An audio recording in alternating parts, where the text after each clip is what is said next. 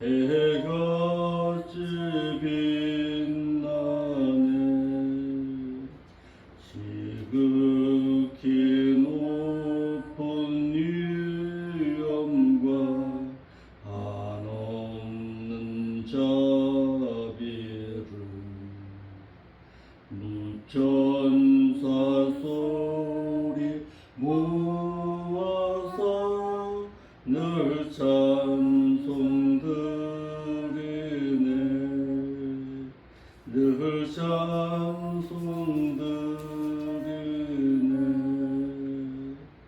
영주 그 나를 살리려 그 영광 버리고 그 부끄러운 십자가 날 위해 지셨네. 날 위해 지셨네. 나 이제 생명이 있음 주님의 은혜요. 저 사망 권세 이기니 큰 기쁨 넘치네. 큰 기쁨 넘치네.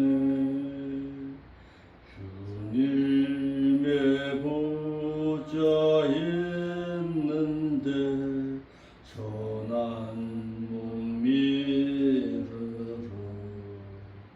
그 영광 몸소 배울 때 내 기쁨 넘치네. 내 기쁨 넘치네. 아멘. 모르겠습니다. 거룩하신 아버지 하나님, 이 새벽에도 주 앞에 나와서 머리 숙여 기도할 수 있는 귀한 은총 허락하심에 감사함을 드립니다. 오늘 하루의 삶도 하나님과 동행하는 예노골 같은 삶의 신앙이 될 수 있도록 인도하여 주옵시고, 사도 바울의 그 고백처럼 우리의 삶이 삶을 통해서 살아가든지 아니면 죽음을 통해서라든지 오직 주님의 영광을 드러낼 줄 아는 귀하고 복된 성도된 자의 삶의 신앙으로 살아드릴 수 있도록 인도하여 주옵소서. 귀한 말씀 깨달을 때에 그 말씀하신 바를 온전히 깨달아 바르고 온전한 세상에서의 삶을 소금과 빛된 자의 삶의 신앙으로 살아갈 수 있도록 인도하여 주옵소서. 이러할 때 우리의 아뢰는 모든 기도가 주님의 뜻이라면 응답받고 하나님의 영광을 드러낼 줄 아는 그 자리에 있게 하여 주옵소서. 또한 이 부족한 종을 세우셨사오니 아름다운 목회를 할 수 있도록 정말 한 명의 성도라도 귀하게 여겨서 그 성도를 정말 천국으로 인도함에 부족함이 없는 자로 바르고 진실하게 세워 주시옵소서. 거룩하신 예수님의 이름으로 기도하옵나이다. 아멘. 하나님의 말씀은 시편 32편 1절로 5절에서 보겠습니다. 시편 32편 1절로 5절.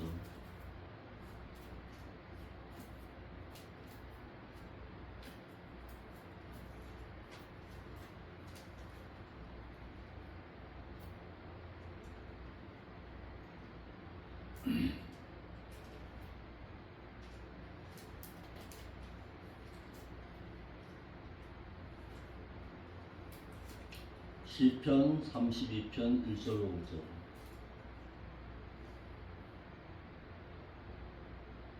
허물의 삶을 얻고 그 죄의 가림을 받는 자는 행복한 자로다. 마음에 간삼이 없고 여호와께 종례를 당치 않는 자는 복이 있도다. 내가 죄를 토설치 아니할 때에 종이 신음함으로 내 뼈가 쇠하였나이다. 죄손의 죄하로 나를 신누시오니 내 진액이 화하여 여름 가물의 마름같이 되었나이다. 내가 이를 내 허물을 여호와께 자복하리라 하고 주께 내 모든 죄를 아뢰고 내 죄악을 숨기지 아니하였더니 곧 주께서 내 죄의 악을 사하셨나이다. 셀라. 회개한 자가 누리는 행복미. 회개란 무엇인가? 히브리어로 회개를 뜻하는 말은 슈브라는 말이 있습니다. 슈브, 그래서 돌아선다라는 뜻입니다. 또 히브리어로는 메타노에오라는 단어를 쓰는데 이 단어 역시 마음이나 목적, 의도를 바꾸고 회개한다라는 뜻을 가지고 있습니다. 회개를 성경적으로 잘 표현한 부분이 있는데 사도행전 3장 19절의 말씀입니다. 한번 보실까요? 사도행전 3장 19절. 성경에서 회개에 대해서 성경적으로 잘 표현한 부분입니다. 한번 보겠습니다. 사도행전 3장 19절. 그러므로 너희가 회개하고 돌이켜 너희 죄 없이 함을 받으라. 이같이 하면 새롭게 되는 날이 유쾌한 날이 된 날이 주 앞으로부터 이를 것이니라. 이것이 회개에 대해서 가장 잘 표현한 말입니다. 회개하게 한 것이 있다. 하나님 앞에 믿는 자로 하여금 회개케 한 것이 있다. 첫째로 회개케 하는 말씀과 책망과 고통과 양심의 찔림과 징계가 있습니다. 그리고 이 단계가 있습니다. 첫째로 말씀을 듣고 회개할 수 있어야 되고 그렇지 아니할 때에는 책망을 통해서 그것을 넣으면은 그래도 회개 안 하면은 고통이 따라옵니다. 그 고통이 따라오는데도 회개 안 한다. 그럼 양심의 찔림이 있습니다. 그런데도 회개 안 한다. 그럼 이제는 하나님의 징계가 있습니다. 여기 단계가 있습니다. 하나님께서는 믿는 자가 죄를 지은 후에도 회개할 수 있도록 말씀과 책망과 고통과 양심의 찔림과 징계를 하시고 또한 회개할 수 있도록 기회를 주시고 또한 회개할 마음도 주시고 징죄를 회개하고 사함받고 버림받지 않기를 원하십니다. 이러므로 죄를 지은 자가 회개만 할 수만 있다면은 사건을 만나는 것도 책망을 받는 것도 양심의 찔림을 받는 것도 징계를 받는 것도 복이 될 수가 있습니다. 왜? 회개 안에서 영원히 죽는 것보다는 나은. 그러니까 육신의 죽음을 말하는 거 아니에요. 영혼의 죽음을 말하는 거지. 죄를 안 줄 수는 없습니다. 사람이. 죄를 안 줄 수는 없지만 하나님은 우리를 보고 너 죄 짓고 살지 마라 이렇게 요구하신 거 아니에요. 죄는 우리가 인간이기 때문에 연약하기 때문에 죄는 언제나 질 수가 있습니다. 그러나 죄를 회개치 못한 것이 문제예요. 죄는 누구나 질 수 있다는 거예요. 사람이 실수 안 하고 다 살아. 그런데 그 죄를 회개할 수 없는 것이 문제입니다. 왜? 마음이 강팍하기 때문에. 내가 뭔데? 내가 무슨 죄를 졌는데? 여기서부터 문제가 생기기 시작하는 거예요. 그러니까 죄가 죄됨을 깨닫지 못하는 자가 회개한다? 그건 있을 수가 없습니다. 그러니까 말씀을 듣고 회개라는 것이 내가 무슨 죄를 지었는지, 내가 하나님 앞에 어떤 죄를 지었는지, 어떤 교만한 마음을 가지고 있었는가를 되새길 때에 비로소 회개할 수가 있다라는 사실입니다. 첫째로 말씀에 의해서 죄가 죄됨을 깨닫는 자가 회개할 수가 있다라는 사실입니다. 이를 로마서 3장 20절 말씀에서 찾아보겠습니다. 로마서 3장 20절 한번 찾아봅시다. 로마서 3장 20절.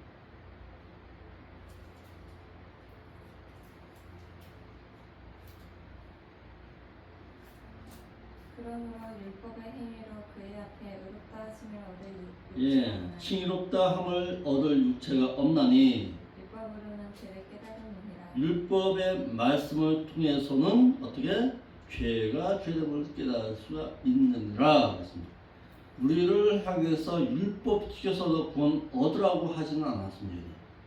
그러나 구원 얻은 이후에 율법의 말씀을 통해서 내가 죄가 죄됨을 깨닫기 위해서는 말씀이라는 것의 거울을 날마다 내 삶 가운데서 들춰보아야 합니다. 율법이 없으면 죄가 죄인 줄 모릅니다. 또한 죄가 범한 율법 말씀을 모르면 죄를 씻고서도 죄를 죄로 인정하지 아니하니까 진죄를 회개하지를 않는 것입니다. 그러므로 오늘날 믿는 자들도 율법에 대해서 배우지를 아니하는 데다가 율법에 대해서 잘못 배우기를 율법을 지킬 필요까지 없다고까지 말합니다. 이 큰 죄예요. 율법이 바로 뭐냐? 계명이고 계명이 곧 말씀입니다. 율법의 행위를 율법에서의 의식은 지킬 필요가 없습니다. 율법에서 말하고 있는 번제를 드려라, 할례를 행해라, 어떤 의식적인 것은 행할 필요는 없습니다. 그러나 율법에서 말하고 있는 바는 반드시 지키고 행해야 한다는 사실입니다. 율법의 강령은 지켜야 합니다. 율법에 대해서 잘못 배우기를 율법을 지킬 필요가 없다고 배워서 율법을 지키지 아니해서 많은 죄를 짓고서도 살면서 죄가 죄됨을 알지 못한 것입니다. 그러니까 어떤 자가 회개치 못하냐? 하나님의 말씀을 모르는 자는 율법의 죄가 죄됨을 깨닫지 못한 것과 똑같습니다. 불신자가 율법을 지켜서는 칭의롭다함을 얻을 수는 없습니다. 구원 얻으라고 하는 적은 없습니다. 그러나 불신자가 구원을 얻기 위해서는 율법을 지킬 필요는 없지만은 불신자가 예수 그리스도를 자신의 구속주로 믿어서 구원을 얻은 후에는 반드시 율법을 지켜야 범죄하지 않을 수가 있다라는 사실입니다. 이를 요한일서 3장 4절에서 볼까요? 요한일서 3장 4절.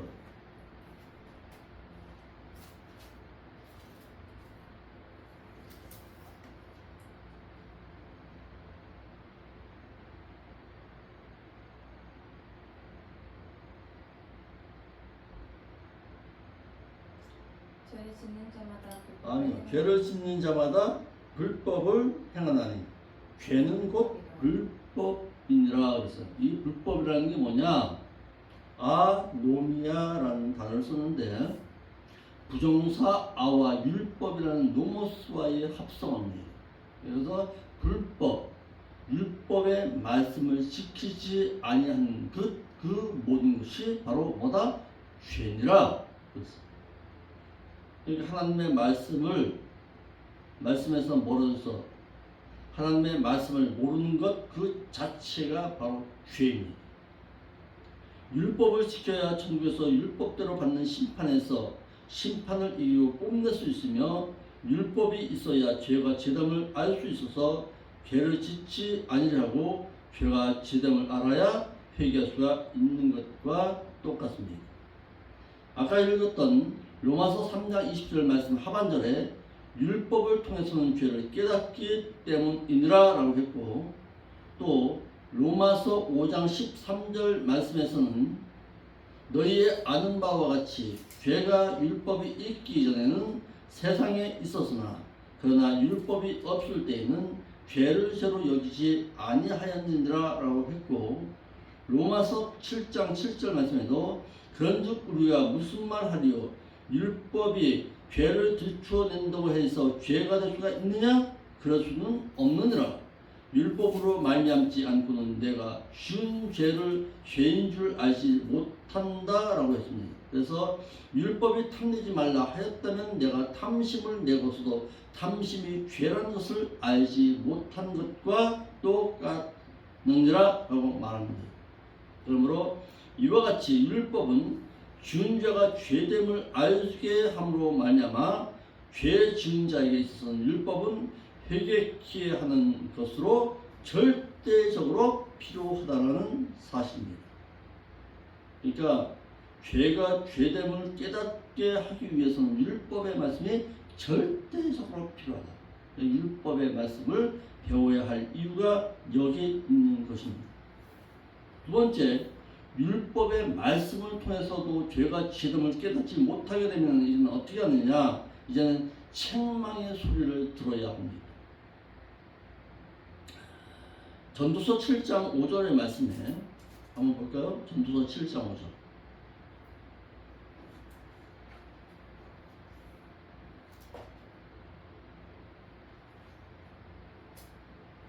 전도서 7장 5절.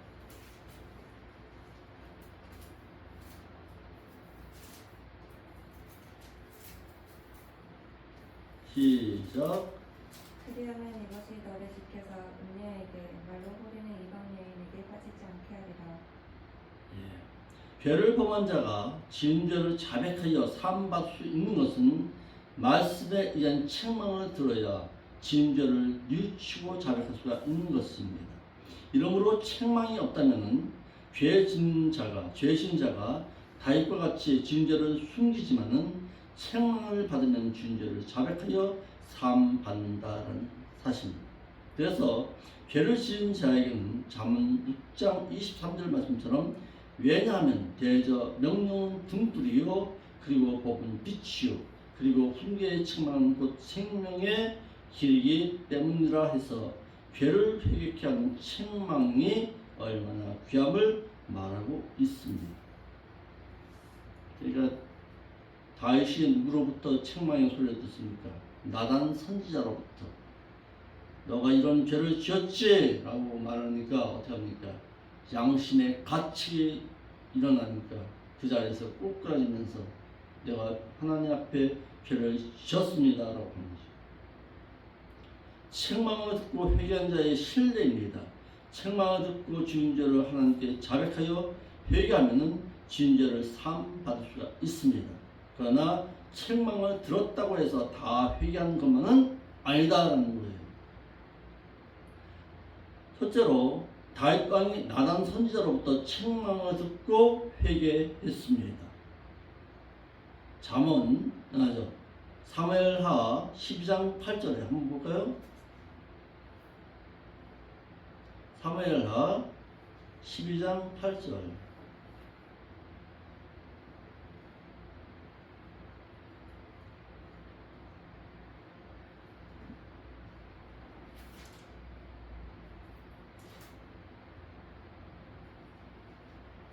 너 주인의 집을 너에게 주고 내 주인의 집을 내게 주고 내 주인의 처들을 내 품에 두고 이스라엘과 유다 족속을 내게 맡겼느니라. 만일 그것도 부족하였다면은 내가 네게 이것저것을 더 주었으리라. 그러자 10장 9절에 그러한데 읽어봐요. 어찌하여 너가 여호와의 말씀을 없인 여기고 나 보기에 악을 행하였느냐. 예. 너가 칼로 헷사람 우리아를 치되 암몬 자손을 칼로 죽이고 그의 아내를 빼앗아 그 아내를 삼았고. 그렇죠. 그런 책망의 소리를 들춰내고 나서야 어떻게 했어요? 13절에 다윗이 나단에게 이르되 내가 여호와께 여호와 하나님께 죄를 범하였나이다 하고 그 자리에서 꼭 떨어졌습니다. 그러므로 자백하여 지은 죄를 사함 받았습니다. 또 말씀을 듣고 책망의 소리를 듣고 회개한 자가 있다. 마가복음 1장 5절에 2절과 사도행전 2장 36절에 한번 볼까요? 사도행전 2장 36절. 누가 회개했는가? 책망의 소리를 듣고.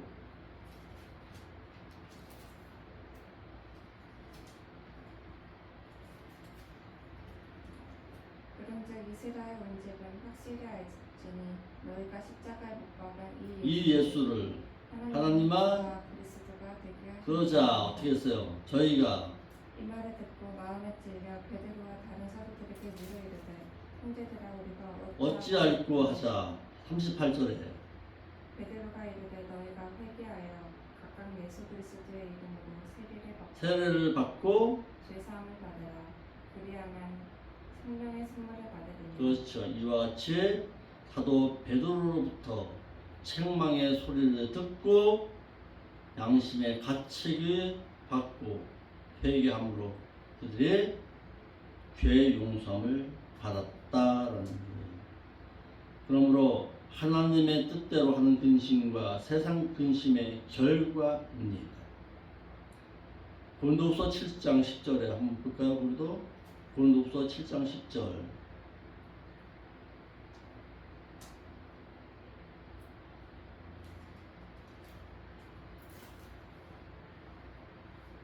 결혼한 자들에게 내가 명하노니. 고린도후서 7장 10절.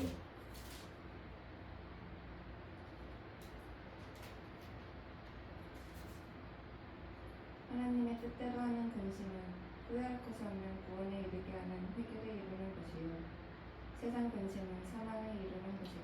그렇죠. 하나님의 뜻대로 하는 근심은 후회할 것이 없는 근심이니 왜냐하면 구원에 이르게 하는 회개를 이루게 하는 근심이기 때문이요. 세상에서 무엇을 먹고 마실까 하는 그 근심은 사망을 이루는 것입니다. 하나님의 뜻대로 살지 못한 것에 대한 근심은 후회할 것이 없는 근심인 것은 그 같은 근심은 주인 죄를 회개하여 천국에 들어갈 수 있는 의인, 즉 회개한 의인이 되게 하기 때문이라고 했습니다. 그러므로 하나님의 뜻대로 하는 근심은 후회할 것이 없다라는 겁니다. 어떻게 하면 하나님의 뜻대로 좀 더 살아볼까? 어떻게 하면 하나님의 뜻대로 하는 근심은 천국에 들어가게 하는 회개를 하게 하는 근심이기 때문에 후회할 것이 없다라는 거예요. 그러나 어떻게 하면 세상에서 육신적으로 잘 살아볼까 해서 세상적인 그 근심은 결국 죄를 짓게 하고 그 죄는 곧 뭘로? 사망으로 이어진다라는 사실입니다. 하나님의 뜻대로 하나님의 뜻을 따라 즉 말씀 따라 행하지 아니하는 것 믿는 자들을 세상에서 사는 동안 지켜 행해야 하는 하나님의 뜻인 말씀을 따라 살아야 할 것을 가르치고 있습니다. 예수님께서 여주 제자에게 너희가 입으로 주여 주여 하면 안 되고 하나님의 뜻대로 행해야 천국에 들어갈 수 있다고 하신 것도 같은 뜻입니다. 그러니까 늘 우리의 마음속에 어떻게 하면 하나님의 뜻대로 좀 더 살아갈까 늘 근심하면서 살아가는 그 근심은 후회함이 없다라는 사실입니다. 말씀대로 살지 못한 것에 대한 그 근심은 죄와 상관없이 살아가겠다는 그 근심은 이 앞에도 있지만 히브리서 9장 28절에도 이와 같이 그리스도도 많은 사람의 죄를 담당하시려고 단번에 들신 바 되었고 구원에 이르게 하기 위해서 죄와 상관없이 살아가는 자들에게 두 번째 나타나시리라고 하셨습니다. 그러므로 죄와 상관없이 살면서 그날인 그리스도의 강림의 날에 주를 맞이할 수 있도록 살아가는 자 그런 자를 향해서 주님은 두 번째 나타나신다는 사실입니다. 그러므로 하나님의 뜻대로 하는 근심은 구원에 이르게 하는 회개를 이루고 있다는 거예요. 하나님의 뜻대로 하는 근심이 후회할 것이 없는 근심인 것은 하나님의 뜻대로 살지 못한 그 근심은 죄를 지은 자로 하여금 애통하게 하고 애통하는 그 죄는 회개하는 근심인가 회개하면 세리처럼 또한 다윗처럼 죄사함을 받고 남은 죄가 없이 천국에 들어갈 수가 있기 때문이라는 사실입니다. 그러니까 죄 짓고는 못 들어가요. 죄 가지고는 못 들어가요. 지은 죄를 회개하고 하나님 앞에 용서를 구한 이후에 하나님 앞에 들어갈 수가 있다라는 사실입니다. 아멘.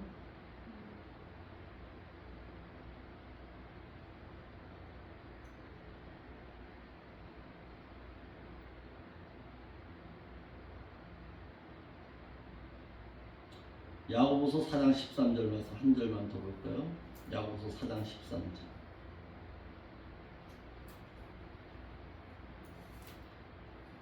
세상 근심이 얼마나 헛됩니다.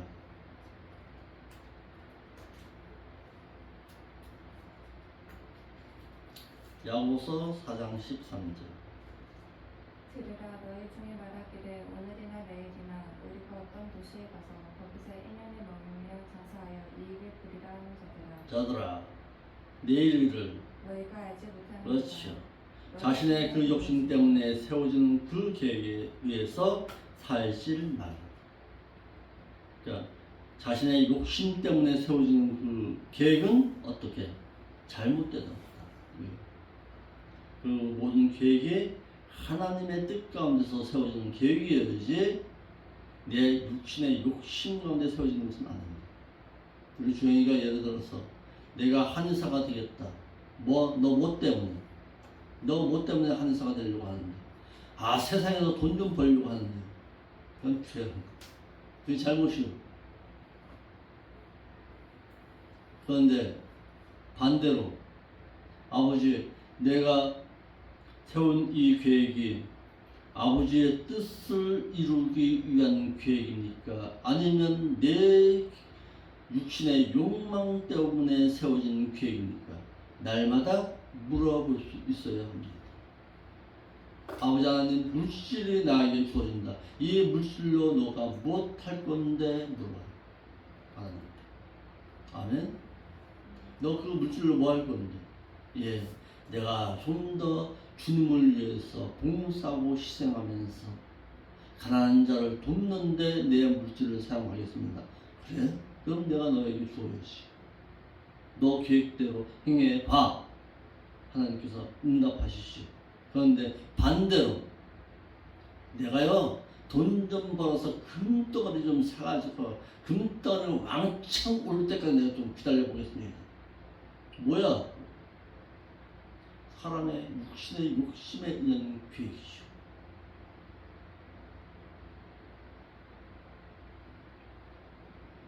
누가 그러더라고.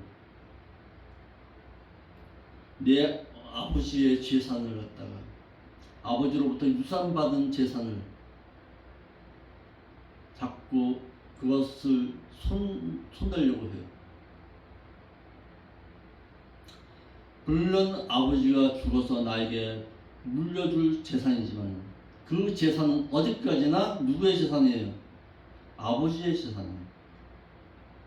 아버지, 내 부모가 이뤄놓은 재산, 내 부모가 이뤄놓은 재산은 내 거 아닌데 내가 힘들고 땀 흘려서 본 재물이어야지 그것이 내 거지.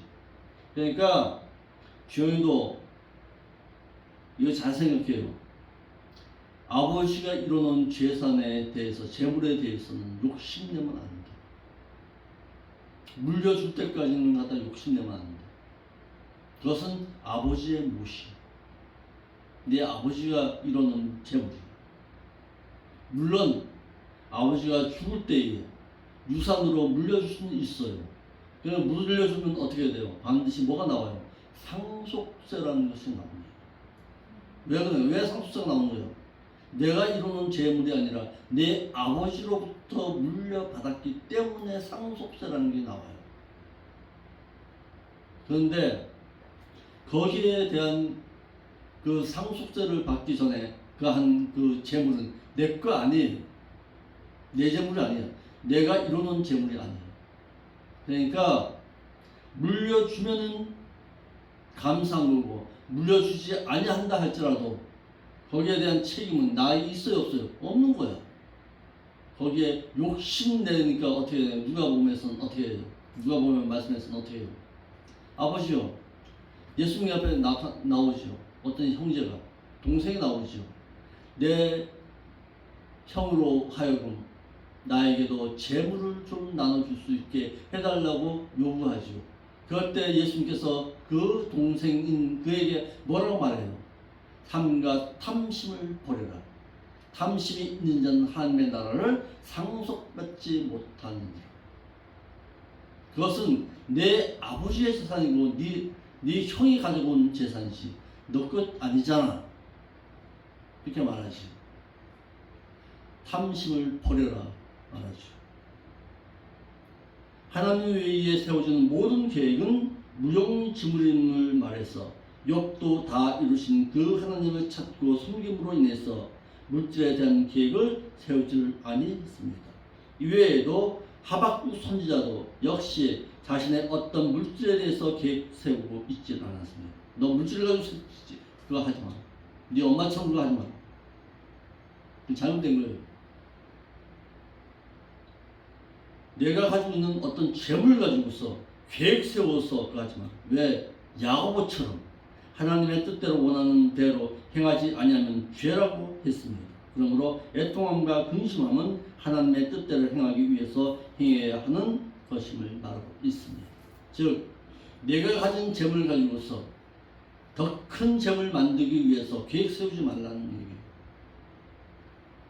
어떻게 하면 하나님의 뜻 가운데서 이 물질이 사용되어질 수 있을까를 생각한다면 그건 참 좋은 계획일 수 있을지 모르겠지만은 반대로 내 육신의 욕망 가운데 세워진 그 재물은 오히려 없는 것보다도 못하다라는 사실입니다.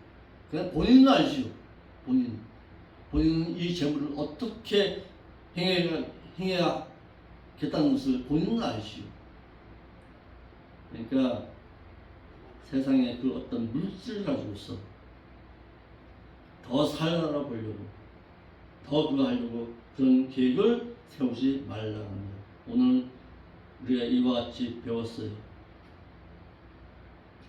우리를 회개케 하는 것이 무엇이다? 말씀이다. 죄가 죄됨을 알아야 됩니다. 그러니까 욕심 부리고서도 죄가 죄됨을 알지 못하니까 어떻게 하는 거예요? 더 큰 욕심을 하나님의 뜻 가운데서 맞추려고 자꾸 가져가는 거예요. 그러니까 하나님이 안 주시죠. 계획을 세우더라도 하나님의 뜻 가운데서 세울 줄 아는 자가 되고 하나님의 계획하신 가운데서 아버지 어떻게 할까요? 내가 하나님의 뜻 가운데서 하나님의 뜻을 이루기 위한 나의 계획이 될 수 있도록 인도하여 주옵소서. 기도할 줄 아는 우리가 삶의 신앙이 될 수 있기를 바랍니다. 말씀을 통해서 책망을 통해서 고통을 통해서 질병을 통해서 회개케 할 수만 있다면 그 모든 것이 전부 다 복이 될 수가 있는데 그리함에도 깨닫지를 못하게 되니까 어떻게 옵니까? 징계의 채찍이 가해지는 거예요. 이제. 그래도 깨닫지 못해요. 그러면 결국에는 사망을 이루게 된다는 사실입니다. 아멘. 그러므로 하나님의 말씀 가운데서 죄를 들춰낼 줄 아는 삶의 신앙으로 살아갈 수 있기를 바랍니다. 바로 성령의 말씀이 곧 나의 삶의 거울이 되어야 합니다. 내가 거울을 보지 못했을 때에는 내 얼굴에 뭐가 묻어있는지 모릅니다. 그런데 거울을 비춰봐야 내 몸에서 뭐가 묻어있는지를 알 수가 있는 것과 똑같습니다. 그러니까 내 인생 설계의 모든 삶의 거울이 바로 성령의 말씀이 되어야 한다는 사실입니다. 아멘. 오늘도 늘 말씀을 가까이 대할 줄 아는 우리의 삶의 신앙이 되시기를 바랍니다. 아멘. 기도하겠습니다. 거룩하신 아버지 하나님 참 감사함을 드립니다. 모두 귀한 말씀 들었습니다. 말씀이 왜 중요하고 말씀을 들어야 어떤 죄의 삶에 모습이 들춰난 줄 우리가 알았습니다. 모든 계획과 모든 삶에 있어서의 모든 방향이 오직 하나님의 말씀 가운데 주어질 수 있도록 우리의 삶을 늘 하나님의 말씀에 거울 삼아 살아갈 수 있도록 인도하여 주옵소서. 오늘도 이와 같이 행할 때에 주께서 형통함의 복으로 함께하여 주옵소서. 거룩하신 예수님의 이름으로 기도하옵나이다.